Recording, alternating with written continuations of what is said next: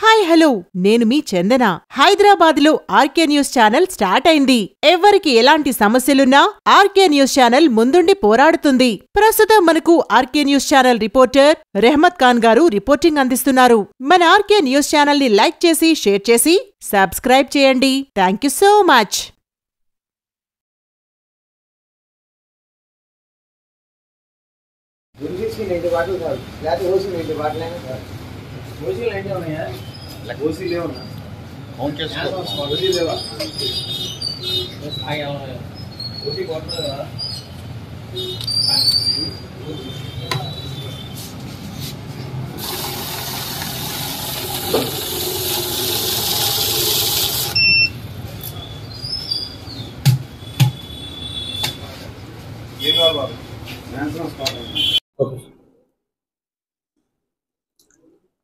నిన్నటి రోజు రాత్రి బస్ స్టాండ్ దగ్గర ఒక వైన్ షాప్లో ఒక పర్సన్ దొంగ నోట్లు మారుతున్నట్లుగా వచ్చినటువంటి సమాచారం మీదకు, అలాగే ఆ వైన్ షాప్ వాళ్ళు ఇచ్చినటువంటి రిపోర్ట్ మీద ఒక మనిషిని అదుపులో తీసుకుని ఫేక్ కరెన్సీ కొంత సీజ్ చేయడం జరిగింది.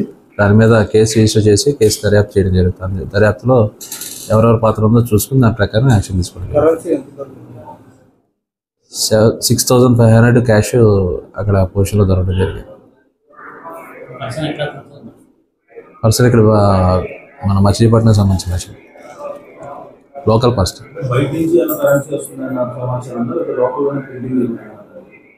అది ఇంకా దర్యాప్తులో జరిగిందో ప్రస్తుతానికి ఒక పర్సన్ అది ప్రదేశం.